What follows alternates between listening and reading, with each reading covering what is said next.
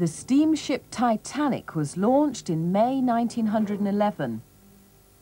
On the 10th of April 1912, she sailed from Southampton on her maiden voyage, bound for America with 2,200 people on board. She was 270 meters long and built entirely of steel, the biggest steel ship ever built. Some people were amazed that a steel ship would float at all.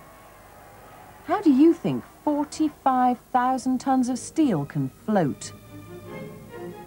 She was the grandest passenger liner the world had ever seen, and Captain Edward Smith was proud of his ship. They also thought the Titanic was the safest ship ever built.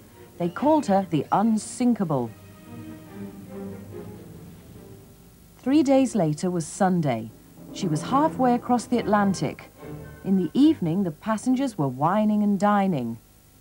On the 4 passenger decks, there was every sort of luxury, from a swimming pool to a Turkish bath. Steaming along at 22 knots, they saw ahead what looked like just a little lump of ice. The time was 11:45.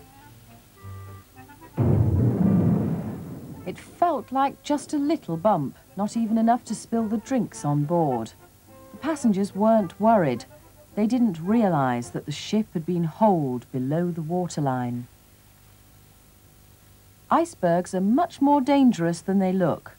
Let's see the collision again.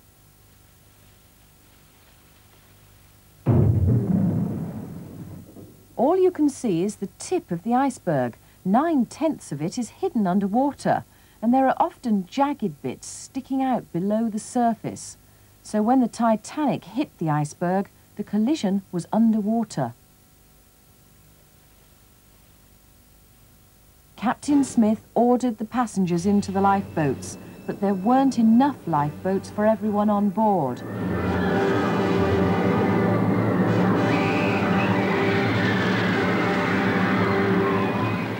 At 2:20 a.m., the Titanic went down. The unthinkable had happened. The unsinkable had sunk.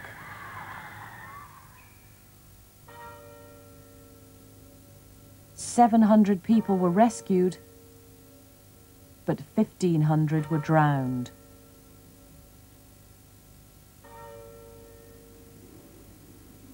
Why do icebergs float mostly underwater? How do ships made from steel manage to float at all? And why did the Titanic sink when the water ran in?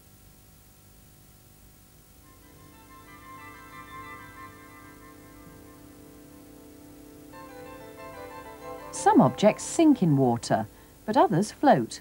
What decides whether something sinks or floats?